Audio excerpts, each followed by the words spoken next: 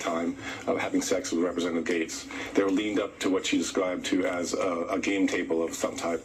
Did your client believe at the time that her friend was underage? She testified that her belief was that Representative Gaetz had no knowledge that she was under.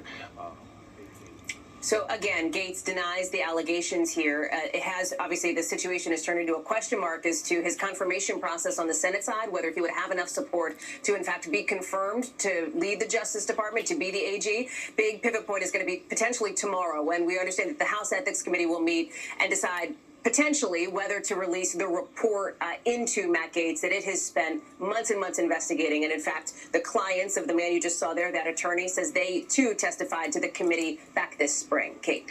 Yeah, and Hallie, that was a great interview. And to the point of cabinet confirmations, we mentioned that the president-elect is personally calling senators here. NBC News also learning that the vice president-elect, J.D. Vance, will be on Capitol Hill tomorrow, also trying to garner support for Trump's cabinet pick. So how are lawmakers to all of this political pressure?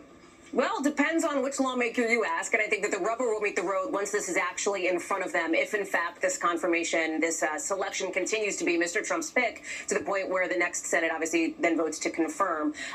A couple of things here. You know, J.D. Vance's visit meant to, as you say, Zinkley, essentially build support around the cabinet picks, including Matt Gaetz. We know because we spoke with a Republican senator who took a call from Mr. Trump that he is, in fact, using some of his newly earned, political capital here after his victory on election day to call people and ask them to back Gaetz. So we are going to be watching this story, of course, as it continues forward.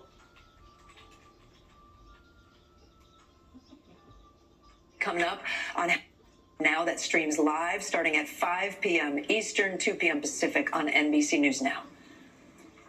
The family of a woman who vanished after missing her connecting flight says they are desperate to find her. Hannah Kobayashi was seen getting off an American Airlines flight from Maui to Los Angeles earlier this month. The 30-year-old was supposed to continue on to New York City that same day, but she missed her connection. Her family says that when she was waiting to get rebooked on another flight to New York, she went sightseeing around L.A. 2 days later, they say she started getting alarming text messages. They started getting alarming messages from her.